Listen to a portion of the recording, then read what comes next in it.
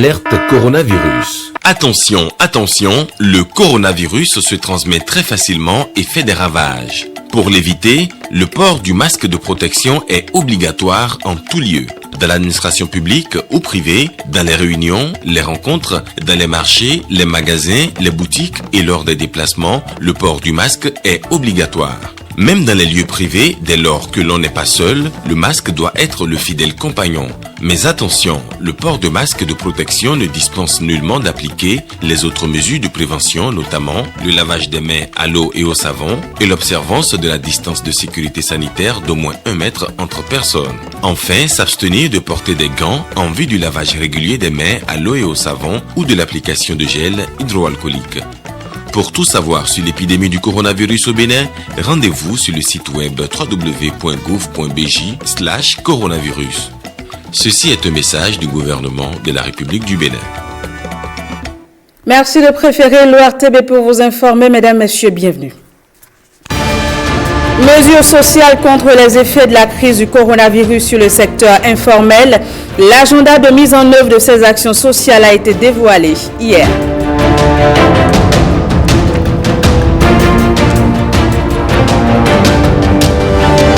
Bientôt un nouveau format d'acte de naissance au Bénin. Un atelier de formation a donc été organisé au profit des chaînes d'établissement de la carte d'identité nationale et du passeport.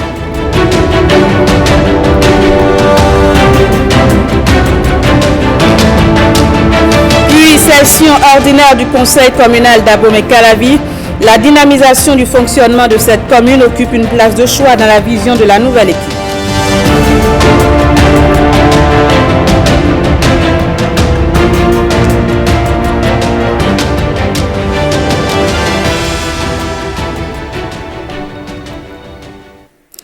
À nouveau, bienvenue si vous nous rejoignez. Les mesures sociales annoncées par le gouvernement pour soulager les travailleurs du secteur informel en ces temps de pandémie de Covid-19 en sont à leur phase opérationnelle.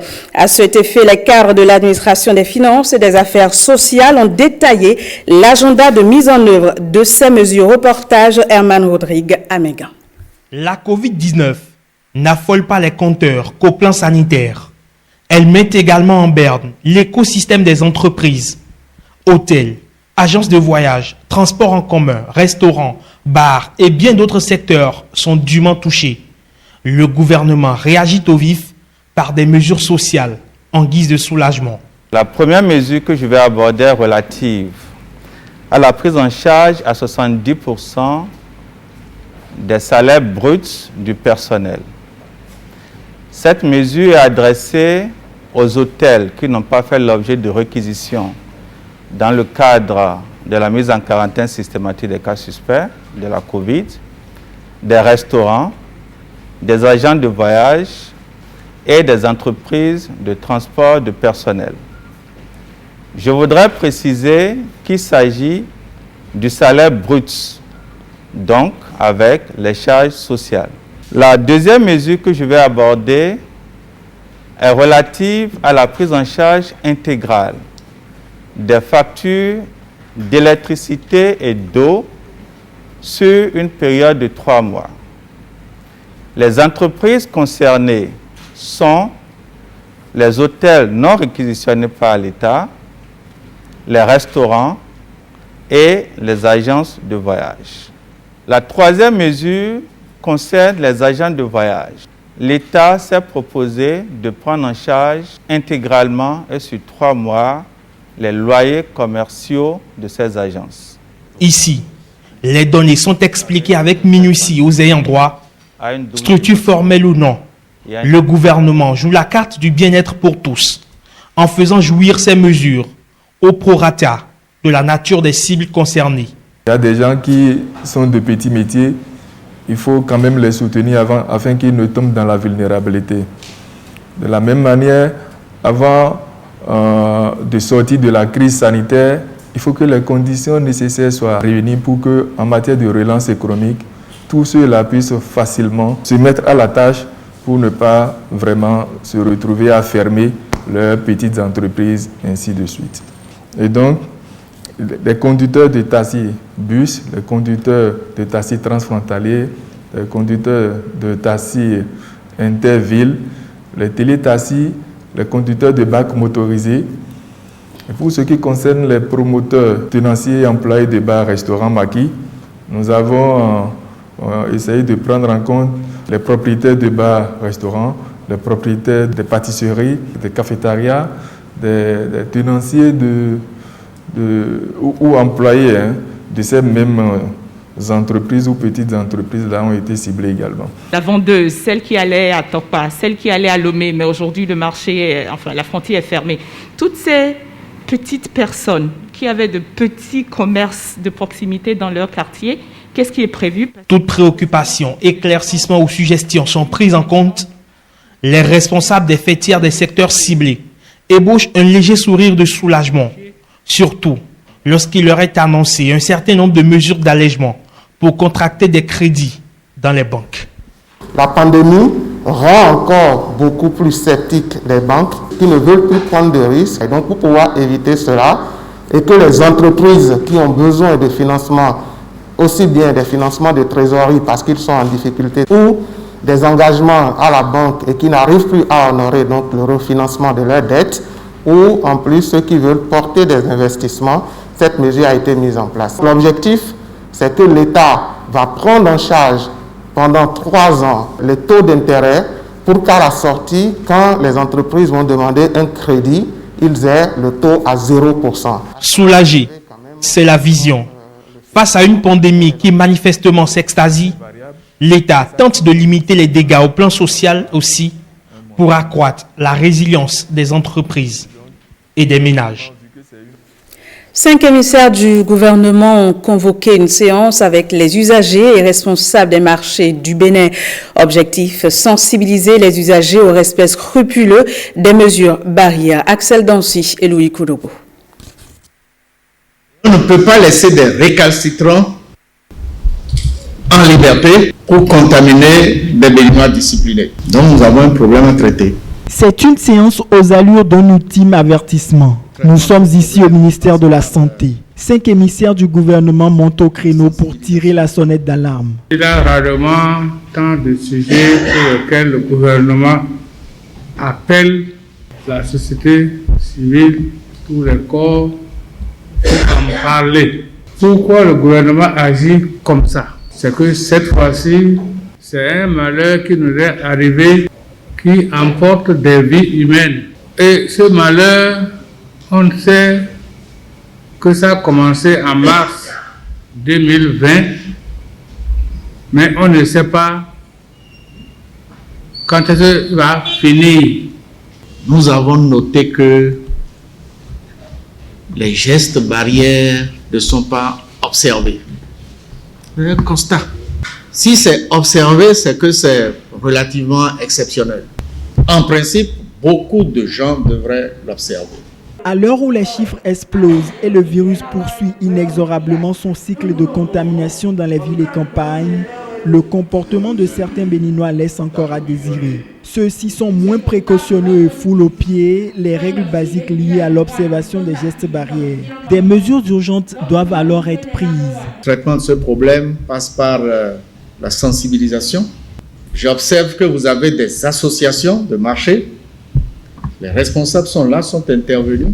Et des responsables qui viennent même de loin, de Sékou, de Tori ou d'Adjara. Donc ce n'est pas les marchés de Cotonou seulement. Les mesures de distanciation, nous n'avons pas besoin de mettre la police pour faire respecter ça au niveau des marchés.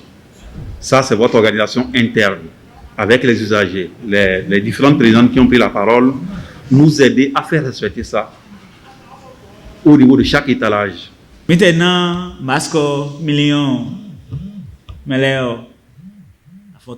Même si nous vous donnons des millions de masques, les plus têtus ne les mettront jamais. Mais le gouvernement jouera son rôle.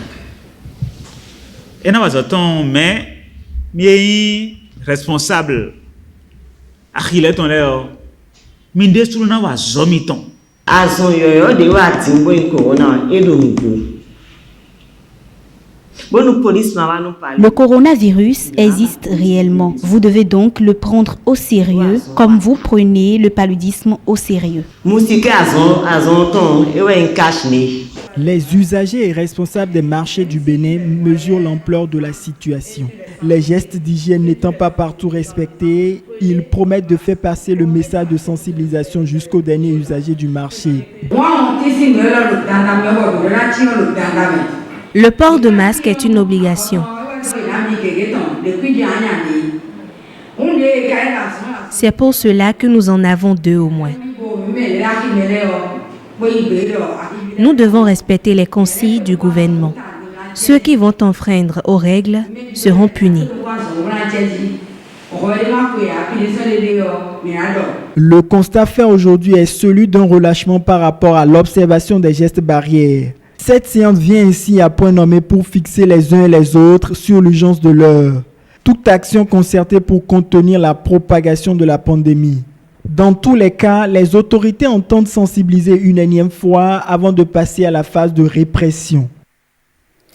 À première vue, on ne s'en rend peut-être pas compte et pourtant il existe bel et bien une interaction entre le cerveau et l'intestin. L'équilibre de ces 2 organes dépend de la nourriture que nous consommons. C'est ce que nous explique ici Herman Degla, expert en neurosciences appliquées, à travers son échange avec Koudous Abdoulaye. On le suit. Toute maladie démarre de l'intestin. Difficile de le cerner. Ce lien établi par Hippocrate, le père de la médecine, il y a 2500 ans. Quand nous mangeons, il descend dans l'intestin, la nourriture. Mais l'intestin a des gardiens il y a des gardiens qu'on appelle nos bactéries bénéfiques qui sont au niveau de l'intestin. Et donc, qui arrivent à filtrer la nourriture. C'est comme par exemple, vous avez les casques bleus qui sont les bactéries bénéfiques et puis les djihadistes, c'est les déchets, c'est les toxiques, c'est les métaux lourds qui vont rentrer dans notre intestin pour rentrer dans le sang. Donc, lorsque ces bactéries-là sont en forme, les zolulines et d'autres protéines, bien sûr, ils empêchent les déchets toxiques de rentrer dans l'intestin. Et donc, il y a une bonne élimination des déchets et des nutriments dont le corps a besoin. Maintenant, vous tuez ces zolulines-là, ces protéines-là, ces bactéries bénéfiques-là à travers ce que vous mangez. L'action corrosive est déclenchée à travers le sucre, les gluten, notamment les pains, les gâteaux, les friandises. Ils constituent le boulevard pour atteindre l'intestin. Ils peuvent trouer même l'intestin et ça rentre dans le sang. Lorsque ces déchets rentrent dans le sang, ils vont se faire amis avec nos récepteurs au niveau du corps. Ils vont se déguiser et se faire amis avec nos cellules. Ils vont rentrer dans les cellules. Maintenant, lorsqu'ils rentrent, ils détruisent les cellules. Ils vont interférer avec les réactions chimiques de nos cellules. Le corps devient alors un dépotoir sauvage des bactéries violentes, des champignons, des levures, avec pour conséquence l'immunité fragilisée. Lorsque vous prenez le sucre, il les tue, il descend dans le sang, il monte au niveau du cerveau. Or, au niveau du cerveau, nous avons les neurones, bien sûr, mais nous avons aussi les cellules gliales. Nous avons à peu près, les derniers chiffres, c'est plus de 85 000 milliards de cellules au niveau du cerveau. Et nous avons 4 à 5 fois plus de cellules gliales au niveau du cerveau. Les cellules gliales, ce sont les cellules qui nourrissent nos neurones. Ce sont les cellules qui protègent nos neurones et ce sont les cellules qui veillent à ce que les neurones soient à leur place. Et c'est du glu glial, ça colle, c'est du glu. Mais quand vous prenez les gluten, eux aussi qui sont naturellement collants, ils vont descendre dans le sang. Ils vont remonter au cerveau. Ils vont densifier le glu des cellules gliales. D'accord? Et ça sera davantage plus collant. Les cellules gliales ne vont plus faire leur travail, les neurones vont mourir, vont dégénérer. Vous devez mettre dans votre diète, dans vos nourritures, un peu plus du vert, des légumes, des oléagineux et des protéines. L'équilibre de notre cerveau, la santé de notre corps sont à rechercher dans le contenu de nos plats. La 4e mandature du conseil communal d'Abomey-Calavi a tenu une session ordinaire, la toute première pour le compte de l'organe exécutif du conseil communal depuis novembre 2019 à juin 2020. Le point avec Fifam et Salomé Atalidji. Officiellement installé le 9 juin 2020, le successeur de Georges Bada dirige sa première session ordinaire. Nous allons aborder le... À l'entame de la session, l'actuel maire de la commune d'Abomey-Calavi fait le point des actions menées par son prédécesseur. Le maire cite notamment au bénéfice de la quasi-totalité des arrondissements des infrastructures socio-communautaires. Boutiques, hangars, modules de classe, bureaux et magasins, clôture d'écoles, mobilier scolaire et didactique. Conscient que ces fonctions s'exercent dans la continuité de l'équipe précédente, Angelo Evaris Arondji nous s'engage dans la finalisation des travaux entamés dans sa commune. Plusieurs autres infrastructures sont en cours de réalisation et feront sous peu le bonheur de nos populations dès leur mise en service. Dans les mois à venir, nous devrons prendre des dispositions nécessaires en vue de la finalisation des différents travaux de construction d'infrastructures socio-communautaires en cours dans les arrondissements. Nous devons également faire le suivi rigoureux des travaux de pavage en cours dans l'enceinte de la mairie en face des blocs administratifs. Quant aux opérations de lotissement, elles devront se poursuivre et connaître leur clôture dans les arrondissements où les taux d'exécution sont suffisamment avancés. Et ceci, bien sûr, en conformité avec les dernières décisions prises en Conseil des ministres le mercredi dernier. Le maire d'Abomey-Calavi trace enfin de nouveaux horizons pour l'action du Conseil communal. Les perspectives, mesdames, messieurs, c'est l'identification des stratégies appropriées en vue de l'amélioration de la mobilisation des ressources propres pour l'atteinte des objectifs budgétaires de cette année. La perspective, c'est la mobilisation de l'ensemble de la population en vue du respect scrupuleux des mesures dans le cadre de la lutte contre la propagation de la pandémie du Covid-19 dans la commune d'Abomey-Calavi. Plusieurs autres dossiers jugés importants sont abordés à cette occasion, notamment la procédure d'adoption du règlement intérieur de la 4e mandature du conseil communal, l'organisation et la célébration du 1er août et surtout l'organisation d'un audit en vue de la redynamisation de la commune d'Abomey-Calavi. Aboubakar Yaya, le nouveau maire de Parakou, a échangé avec les responsables des conducteurs de taxi-moto de la ville. Occasion pour les syndicats de Zémidjan d'évoquer les différents problèmes auxquels se heurte leur corporation. Alexis Assoba et Vitis Aroré. Cette rencontre est l'occasion pour les responsables des Zémidjan d'évoquer les problèmes de la corporation face aux nouvelles exécutifs de la municipalité de Parakou. Notre secteur est en train de souffrir il y a 4 ans. Cela est dû aux questions de réforme du secteur. Et ceci, c'était pas la décision de votre prédécesseur.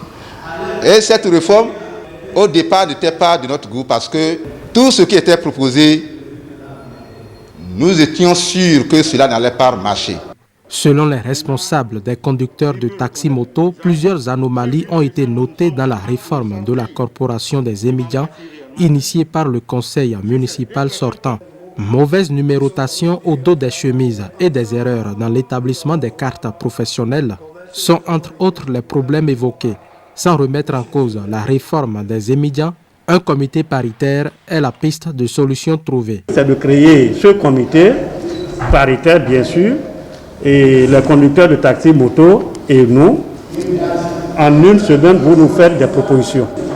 Parce qu'on ne veut pas prendre une décision sans vous, désormais. On fait un comité, vous êtes 13, on ne peut pas prendre tous les 13. Si c'est 5 personnes, vous dégagez. La mairie aussi va dégager. Si c'est 5 personnes, vous allez vous voir tout à l'heure et dire quand est-ce que vous allez commencer le travail. Tout ce qu'il y a point d'achoppement là, qui a fait que la réforme de mon prédécesseur a échoué là, qu'on puisse trouver une solution. Nous n'avons plus peur. Nous n'avons pas du tout peur. Nous savons que ça va aller. Ça va aller dans la mesure où vous n'avez pas hésité tout de suite à nous faire face. Le nouveau conseil municipal de Parakou a également tenu une séance d'échange avec les syndicats des autogares.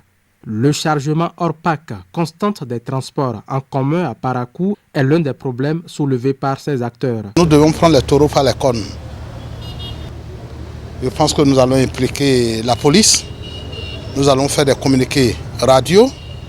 Et le comité qui est en train d'être mis en place va accompagner ces réformes. Mais je pense que bientôt nous allons conjuguer au passé ces chauffeurs indélicats qui font des chargements opaques. Ces diverses rencontres ont été demandées par les associations des émigrants et celles des transporteurs. Ce journal se poursuit avec cet atelier de formation organisé au profit des chaînes d'établissement de la carte d'identité nationale et du passeport. Le but est de permettre aux gardiens de la chaîne d'état civil de maîtriser les nouveaux formats d'actes de naissance et d'avoir la facilité dans leur projet d'établissement de ces actes d'identification. Christelle Tongodouf et Simon Villon. Un nouveau format d'acte de naissance et un certificat personnel d'identification mis en circulation mais pas encore connu de tous les acteurs. Dans une communication d'une demi-heure, le coordonnateur national du projet d'identification unique pour l'intégration régionale et l'inclusion en Afrique de l'Ouest, URI, explique leur fiabilité en s'appuyant sur la loi 2018-26 du 3 août 2018 portant autorisation d'enregistrement dérogatoire à l'état civil au Bénin. Le législateur, par cette loi, entend régulariser la situation des Béninois sans papier et ceux dont les actes de naissance présentent des irrégularités. Après la réalisation du projet recensement administratif à vocation d'identification des personnes, nous avons constaté qu'il y a bon nombre de nos compatriotes qui s'étaient fait enrôler au RAVIP mais sans acte de naissance, sans papier. Il y a d'autres catégories de personnes qui disposaient d'actes de naissance mais qui se révèlent fausses à l'occasion de l'établissement des cartes d'identité ou bien de passeport. Donc juste après ce projet-là, avec la mise en place de l'Agence nationale d'identification des personnes, les techniciens ont commencé par travailler pour remédier à ces différents problèmes. C'est à l'occasion de la résolution de ça qu'il est mis en circulation des nouveaux formats d'actes de naissance qui se fondent sur la loi 2018-26 portant autorisation d'enregistrement dérogatoire à l'état civil au Bénin. Aujourd'hui, les acteurs impliqués dans l'établissement de ces documents d'identification s'imprègnent du contenu. Autrement dit, il s'agit d'un atelier d'information et de formation qui tourne autour de 3 points essentiels. Le présent atelier se veut un creuset d'échange sur les fondements juridiques des actes de naissance délivrés par l'Agence nationale d'identification des personnes, les éléments de sécurité de ces actes et le certificat d'identification personnelle. Votre présence à cet atelier est la preuve de votre engagement aux côtés du gouvernement pour faciliter l'accès de notre population aux documents d'identification en République du Bénin. Avec ce nouveau format d'identification, fini les tracasseries liées à l'établissement des actes de naissance, des passeports et tout autre acte d'identification. Vous le conviendrez avec moi, Cotonou et ses environs sont fortement arrosés ces derniers jours. Conséquence, on observe une importante stagnation d'eau. Placide Clédio, climatologue, nous donne ici les explications sur ce phénomène. Souvent, entre mai et juin, vous avez ce qu'on appelle la pluie de 3 jours. Donc, il pleut 3 jours et 3 nuits. Et en Fongbe, on appelle Rekoudiatome. chaque année ça se produit. Ce n'est pas que c'est une anomalie ce qui s'est passé maintenant. Chaque année, nous avons la période de 3 jours, 3 nuits qui se produit, donc c'est normal au niveau de la saison. Et c'est lorsqu'on finit cette période-là, les pluies diminuent d'intensité jusqu'en en mi-juillet où il y a eu récession pluviométrique. Donc, cette forme de pluviométrie disparaît et laisse place maintenant à des fines gouttelettes qu'on appelle eaux. Les fines gouttelettes que nous avons au mois d'août. Et ça permet de faire d'autres cultures et on recommence avec la saison en septembre. Donc c'est tout à fait normal. Donc l'intensité qu'on a eue cette année, qu'est-ce qui fait que tout le monde crie? C'est parce qu'il y a eu des aménagements. Partout où vous avez eu des surplus d'inondations, je vais vous donner les exemples, vous allez voir que c'est les aménagements qui sont à l'origine. Je commence à partir du campus de l'Université d'Abomey-Calavi. Il y a eu au niveau de l'amphi 10 débit et de l'amphi UMOA d'accumulation d'eau jusqu'à ce que ça atteigne même 50 cm de hauteur. En réalité, c'est que c'est des ouvrages qui sont réalisés derrière la clôture de l'université, la voie qui quitte Zobadja vers le lac Nokwe. Cette voie est en réaménagement par les Chinois. Et ils ont réalisé des caniveaux qui quittent évidemment Zobadja pour le lac Nokwe. Ces caniveaux-là sont parallèles à la voie. Mais alors que l'eau est perpendiculaire, l'eau circule perpendiculairement à ces caniveaux-là. Donc ça a été bloqué. Donc l'eau n'a pas d'issue pour pouvoir couler dans ces caniveaux-là. Donc c'est pourquoi on a eu ce problème-là. Et déjà, nous avons fait diligence à ce que les Chinois puissent se rapprocher de l'université pour qu'on puisse voir dans quelle mesure nous allons construire nos caniveaux pour pouvoir drainer nos eaux dans ces caniveaux centrales qui sont en train de construire. Le deuxième élément, vous avez la ville de Calavi même, qui est inondée, tout le monde en parle, c'est que les inondations que vous avez à Calavi, en dehors des dépressions fermées que nous avons, à Calavi, nous avons des dépressions fermées. Donc, c'est des cuvettes, en fait, qui ne font pas circuler l'eau.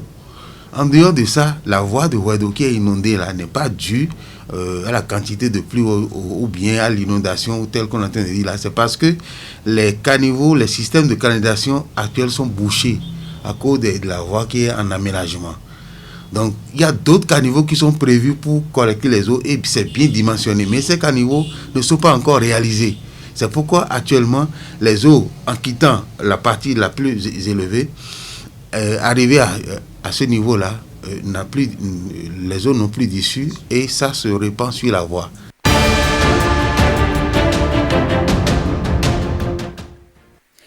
Au Burundi, les obsèques nationales de l'ancien président Pierre Nkurunziza ont débuté vendredi à l'hôpital du cinquantenaire de Karusi. Pendant ce temps, en Tanzanie, un mineur est devenu millionnaire avec 2 morceaux de tanzanite jamais découverts dans le pays. Et puis, un fait que l'on pourrait qualifier de miracle en Colombie, une rescapée du coronavirus rencontre pour la toute première fois son bébé après avoir accouché dans le coma. Vous l'aurez compris, c'est le point de l'actualité en Afrique et dans le monde. Décédé subitement le 8 juin dernier, officiellement d'un arrêt cardiaque, l'ancien président burundais Pierre Nkurunziza va être porté à sa dernière demeure. Les cérémonies ont débuté par un hommage rendu au défunt dans la stricte intimité familiale par son épouse Denise Bukumi Nkurunziza, ses enfants et des proches qui les accompagnent. Un convoi funéraire sous forte protection militaire et policière a quitté cet hôpital pour se diriger vers Gitega, la capitale administrative du pays. Un hommage national avec des prières œcuméniques devrait ensuite lui être rendu dans ce stade.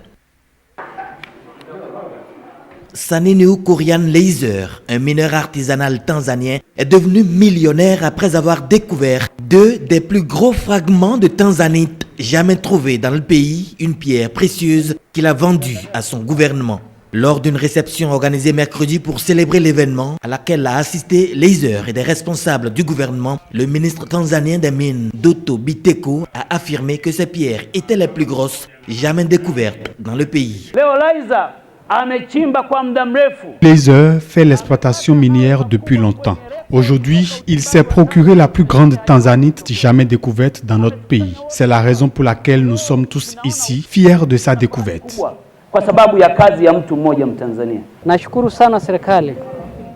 Je remercie mon gouvernement de m'avoir apporté son soutien et d'avoir décidé d'acheter ma tanzanite. Je vous assure que le gouvernement m'a vraiment payé et prend toutes les mesures nécessaires pour que nous, les mineurs artisanaux, bénéficions de l'exploitation minière.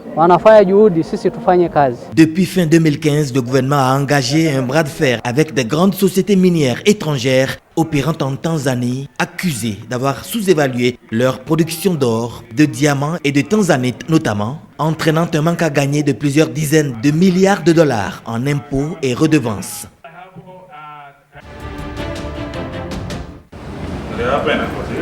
Diana Angola, une Colombienne ayant accouché dans le coma à cause du Covid-19, berce enfin son petit enfant Jefferson après s'être remise de l'infection dans un hôpital de Cali. C'est très émouvant de savoir qu'on s'est battu. Les médecins nous ont aidés et on est de nouveau là.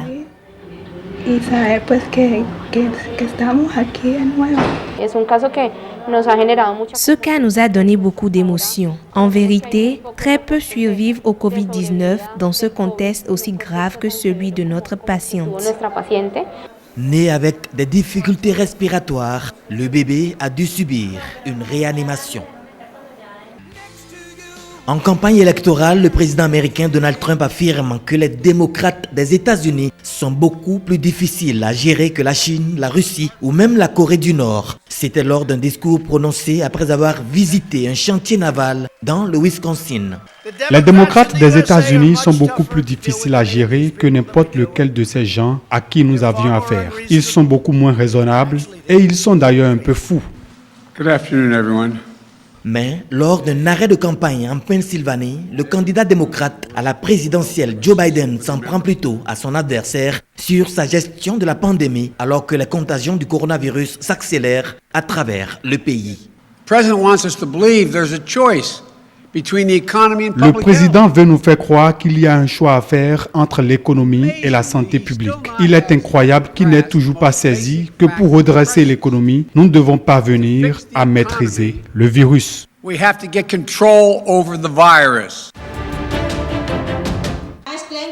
Du sport, des membres de l'équipe de rugby sud-africaine, les Springboks, participent à une distribution de nourriture dans un lycée du Cap. Ils viennent aider les familles les plus touchées par la pandémie de Covid-19. Ils sensibilisent également le public à un téléthon national, une tombola pour gagner des objets souvenirs de la Coupe du Monde de rugby.